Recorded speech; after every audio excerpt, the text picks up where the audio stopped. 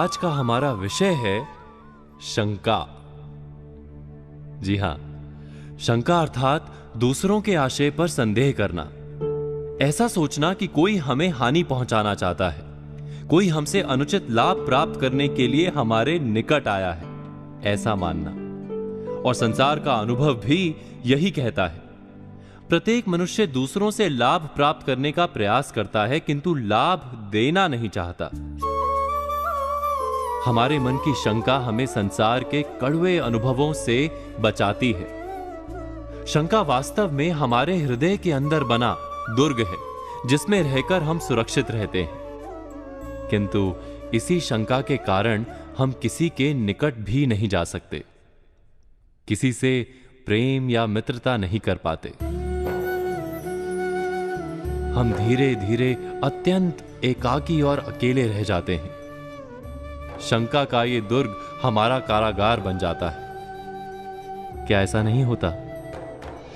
इस कारागार को तोड़ने का, इस बंधन से छूटने का उपाय क्या हो सकता है?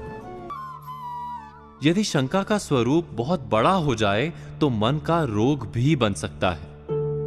अधिकतर मनोरोग वास्तव में शंका का ही परिणाम है। तो विचार करें कि शंका का जन्म कहां से होता है? अवश्य ही भय से। शंका हमारे भय का ही एक भयानक रूप है, ऐसा रूप जो हमें सत्य देखने से वंचित करता है। विचार कीजिए, क्या हमारा भय सदा ही वास्तविक होता है? क्या हमारे निकट आने वाला हर व्यक्ति वास्तव में हमें केवल हानि पहुंचाने का प्रयत्न करता है?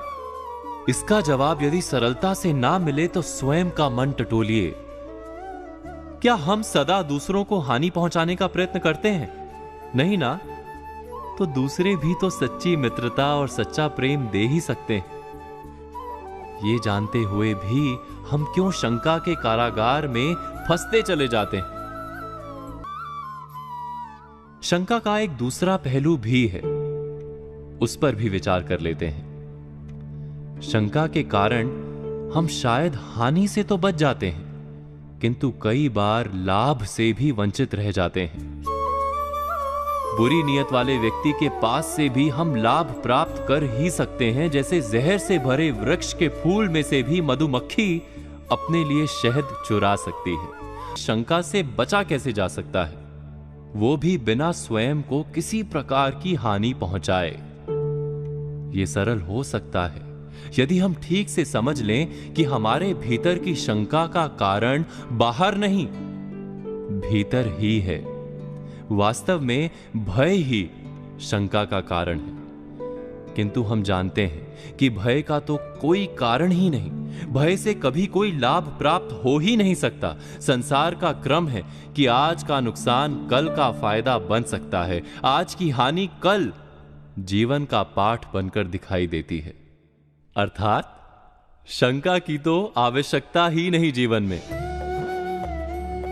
विश्वास के साथ संसार में सभी को मिलना, सभी अनुभवों का स्वागत करना और समय आने पर अपनी बुद्धि, अपने विवेक से अपना मार्ग बनाते रहना ही अधिक लाभदायी भी होता है और अधिक सुखदायी भी।